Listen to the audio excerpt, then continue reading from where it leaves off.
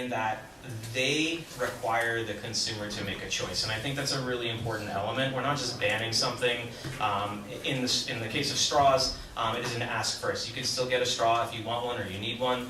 That's totally fine. But it requires the consumer to actually make a choice, to think about the decision that they're making to use a single-use plastic item or product.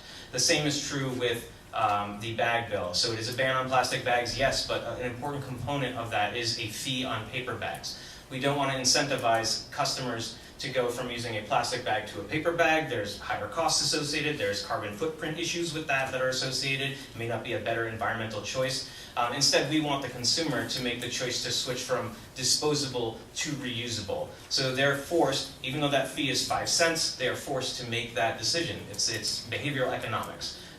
They can either pay the fee or they can choose to bring their reusable bag, and that's a really important component of both of those bills.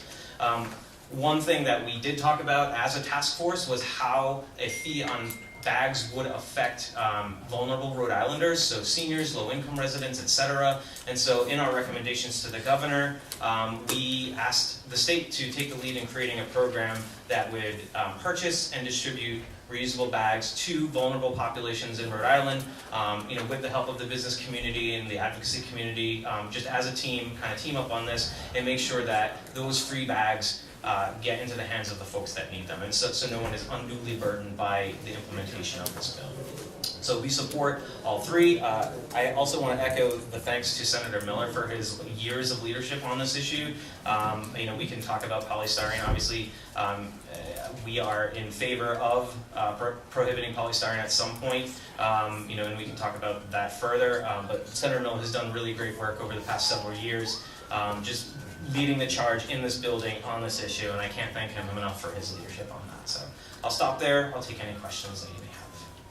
Thank you very much, John. I really appreciate you bringing up the point about the idea of distributing reusable bags to the vulnerable populations, because I've noticed that my community has already passed a plastic bag ban, but I've noticed in some of the neighboring communities where they've begun, where they have a little higher population of vulnerable folks, they have difficulty in navigating paper bags and don't really understand what's going on, and so it would be extremely helpful if the business community would distribute some of those reusable bags initially, just to get the ball rolling for those folks. Yeah, absolutely. Our vision is that the state would take the lead in that. Businesses would slap their label on it, and it's advertising to help defray some of the costs. And through all of our networks, we would all work together to get those into the hands of the folks that need them. So that was a really important piece of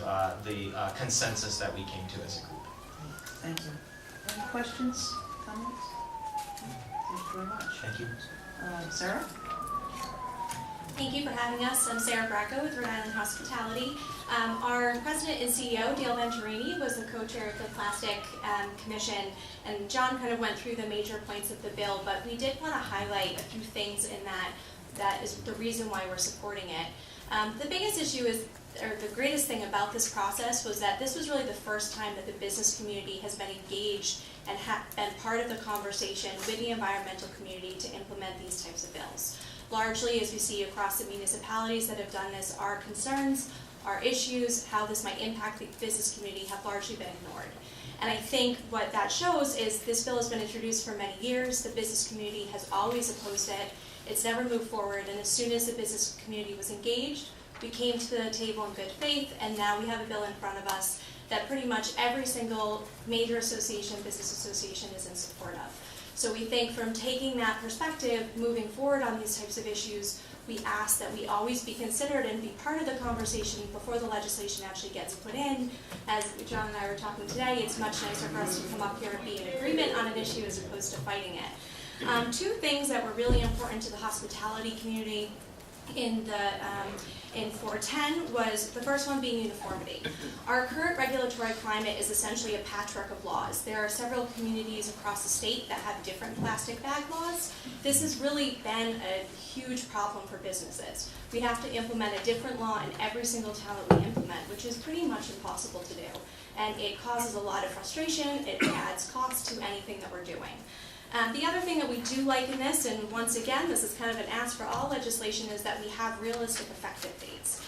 Businesses have to go through their inventory that they've already purchased. Otherwise, all we're doing is taking those plastic bags and we're still going to throw them out. So it's not solving the problem. We also need time to implement it. Restaurants have less of a plastic bag issue than some of the other retailers, and I know we'll be discussing this, but we still need time to implement it. We need to find new stock. It is more expensive to purchase paper bags, so we need to adjust our budgets accordingly. So for those reasons, we really appreciate the adjustments that this bill has made.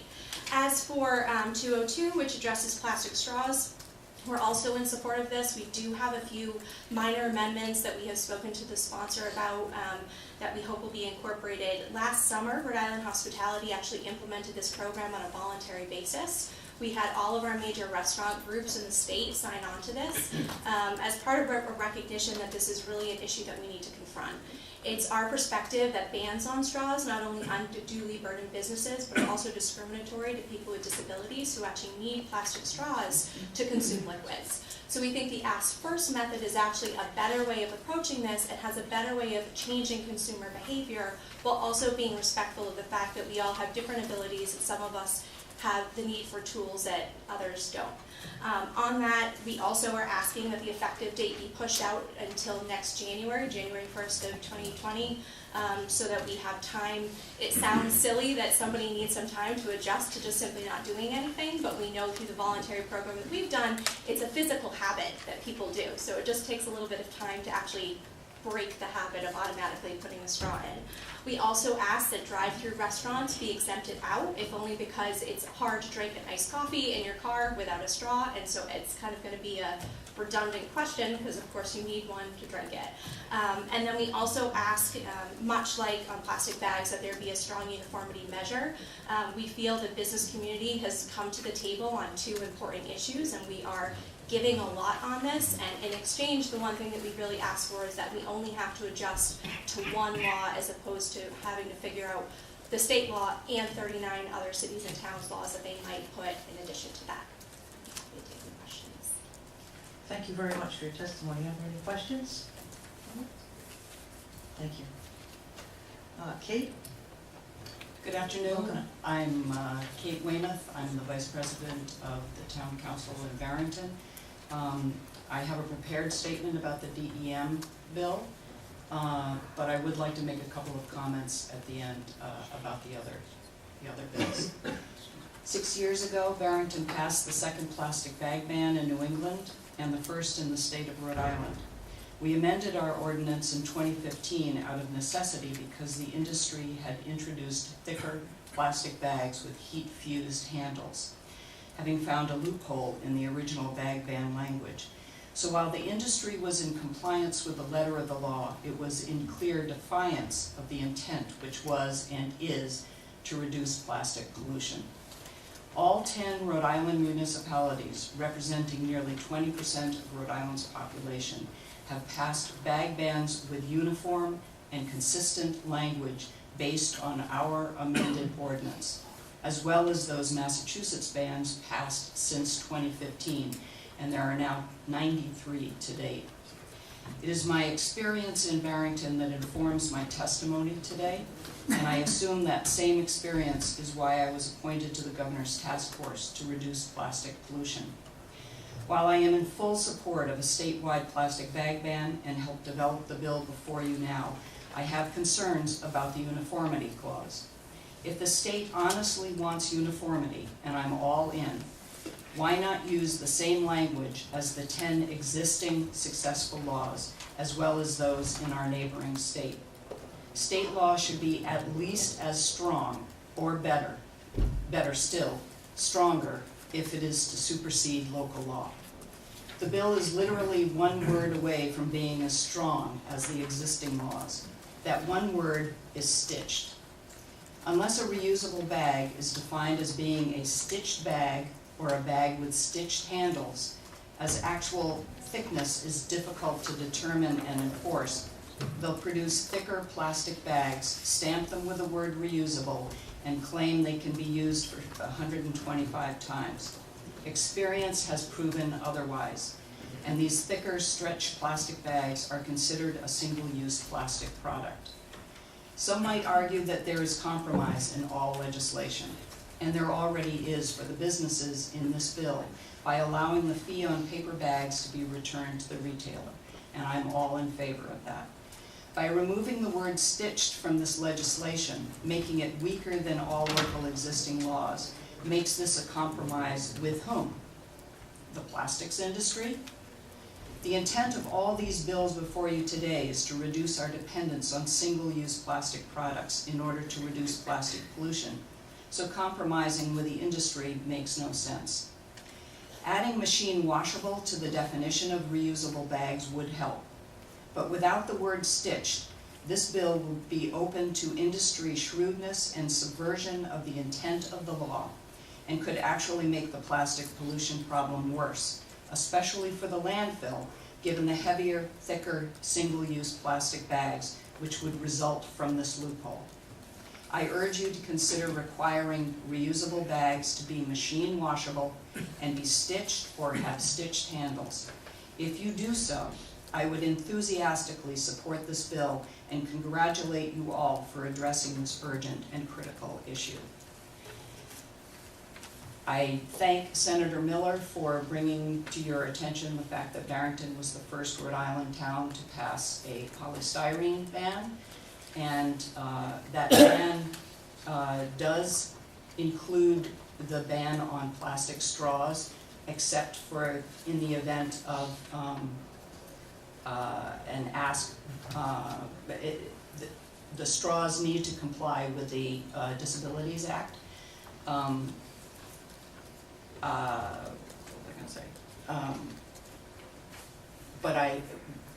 But our ban actually excludes plastic straws, so I am in complete favor of and support of the straw bill that is in front of you. And obviously I support Senator Miller's efforts in banning polystyrene as well. Thank you. Thank you very much. Are there any questions? Yes, Senator Coyne?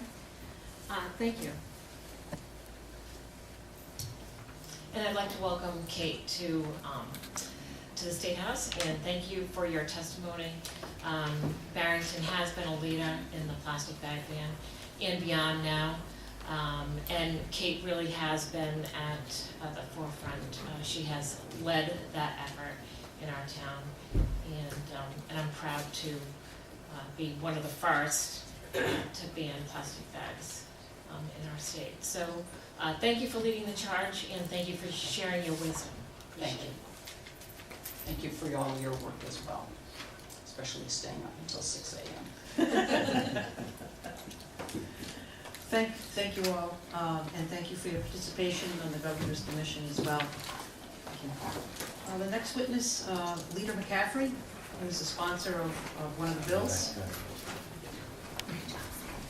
Welcome, Leader. I know you're very busy with other committees. Thank you. Thank you, Chair, members of the committee. It's certainly an honor and a pleasure to be here this afternoon to speak on this straw bill. As little as it is, it's a step in the right direction. In the city of Warwick, I've attended a couple of beach cleanups, and one of the main items that you pick up on the beach cleanups is straw after straw after straw. And so I got a magazine last summer, like all of you do, and I saw that California had a straw law. So I did some research on it, and rather than completely ban the straws, what we're doing is having people have to ask for them. They're saying, if you want a straw, you can get a straw, and most people won't even ask for them. I was at an event a couple of weeks ago, and they had a sign posted that if you want a straw, you have to request it, and not many people requested straws. Also, if you Google on your phone and go sea turtle with a straw in its nose, you can see a sea turtle with a straw in its nose, and it shows how it affects the marine life. I noticed a number of people here to speak on behalf of the bill, but if anyone has any questions, I can certainly try to answer them. Any questions? Thank you very much for your leadership on this. Thank you. Okay, the next witnesses I will call forward, Topher Hamlet, Amy Moses, Meg Kerr.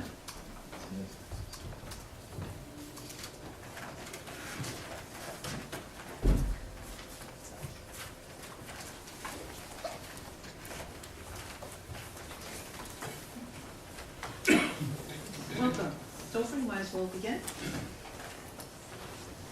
Thank you, Madam Chair, members of the committee. I will speak to 3 bills as you've asked us to do. First and foremost, the S410, the governor's bill. We were a member of the task force and we support the legislation. I think some of the issues you'll hear, I think, from my colleagues here about implementation of the bill, enforcement, state, local issues around that. I do want to say that as a member of the task force, we've also been at beach cleanups for many years, and I'm going to leave behind a copy of our 2018 report from the International Coastal Cleanup. And we find literally thousands of pounds of trash on the beach just in the month of September. And we send out over 2,000 volunteers. Last year alone, we picked up over 150,000 pieces of trash on the beach, which amounted to over 13,000 pounds. And that's just 1 year of the International Coastal Cleanup. Now, not all of these are plastics, not all of these are polystyrene, but the fact is that these materials are making their way into our waterways, onto our beaches. And ideally, we could just change behavior and no one would just discard the things that they use, but clearly that's a big challenge. So actually getting at the source, reducing the amount of plastics that we use in the first place is a really good step. The governor's bill uses consumer incentive-based approach, which we support. Having a statewide standard and a statewide program, we think, is a great step in the right direction. I would say the same for the straw bill as well. Use incentives. You take a common sense approach. Ask consumers if they would like to use a straw or not. These are very tough, complicated issues, but I think in total these bills are taking the important first steps in codifying as a state, reducing our use and dependence on plastics and other materials. Senator, I haven't spoken to Senator Miller about his bill, but I have to say I applaud him for what he's doing in his business, number one. And also, I think the polystyrene issue is a big one, and actually it's probably worth its own bill. It's that important of an issue. New York City has taken a pretty bold step to ban polystyrene. If New York City can do it, so can we. And it's my understanding that the city has just survived a court challenge of its polystyrene ordinance. So I would say keep at that issue as well. Thank you. Thank you very much. Questions? Thank you. Amy? Welcome. Thank you, Madam Chair and members of the committee. My name is Amy Moses. I'm the Vice President and Rhode Island Director of Conservation Law Foundation. We're an environmental advocacy organization working throughout New England. I also served on the Governor's Tackling Plastic Task Force, and I'm really pleased that you are taking out 3 good bills about single-use plastics today. As has been mentioned, plastic is from fossil fuels, and we really need to think about plastic from cradle to grave. It is polluting every single step of the way. In terms of the straw bill, first of all, I think it's an important first step. Straws are very small, but they do have all of the problems associated with single-use plastic. It's a ask first straw bill. We think it's great. It's modeled on California, and we're 100% supportive of that bill. As has been mentioned, it really causes people to sort of stop and think, do you need this straw? But those folks who do actually need one can bring their own, or they can ask for a straw. So we think that's a great first step. In terms of the bag bills, in general, we are absolutely supportive of banning single-use plastic bags. I just want to echo what Topher said about the polystyrene component of Senator Miller's bill. Perhaps it is something that deserves additional attention on its own, because we do think that that's an important issue. The task force was more focused on the single-use plastic bag. As I said, we are supportive of the bills in general. A couple of minor things. We do have a concern about the uniformity preemption language in the Senate President's bill. As you've heard, there are 10 communities in Rhode Island who have bag bans, and we sort of see the municipalities as laboratories for experimentation, and we wouldn't want to prevent them from being able to do more and better things for the environment. If you look carefully at both of the plastic bag ban bills, you'll see there's a very long list of exemptions. So for example, a community could decide, hey, those single-use plastic produce bags, we don't want those either, and we'd like to phase those out. And my read of this bill is that it would not allow that to happen.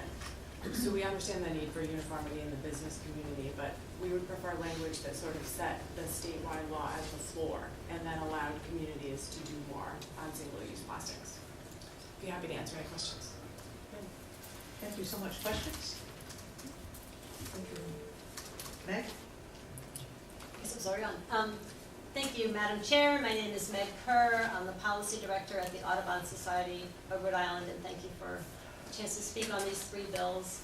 We support them all, and I don't want to repeat what everybody has already said, but I did want to point out that my daughter 4 years ago moved to California, and it's very interesting to travel back and forth from Rhode Island to California. California has all these laws already in place. And one of the things we heard a lot about at the, I was also a member of the task force, and the concern that it's really difficult to change behavior and that people won't remember their bags and all these things. People adjust. California is a huge state and people are doing just fine, and it's just normal behavior there to bring your bags with you when you go to the store and not have the polystyrene and the plastic straws. So we all know that, but it's good to remember that when we struggle with these issues here. I just wanted to second what John Berard said about the need to address the vulnerable, and I know you were talking about it as well, Chair, the vulnerable populations in the state, making sure that we were providing reusable bags for them with whatever bag ban we do pass. Hopefully that we do. I think that's really behooves us to do that, and it was a really important part of the conversation within the plastics task force. I also, there are different strategies for the municipal enforcement in the 2 bills, and I wonder if a conversation with the cities and towns that already have these bag bans in place would be useful to assess which of whether a penalty strategy or the enforcement language that's in Senator Miller's bill, which is working best in the cities and towns that already have the bag bans in place. And then on the uniform adoption, I think we heard a lot about the importance of a level playing field for business, and I appreciate that, but I do think we got to keep an eye on not passing something that is not up to the standard of existing bills in the communities, so that we're sort of dumbing down what we already have in place for environmental protection within our cities and towns. Just keep an eye on that. Thank you. Thank you. All good points. Thank you for all 3 of you for your work on this issue over the years and with the Commission.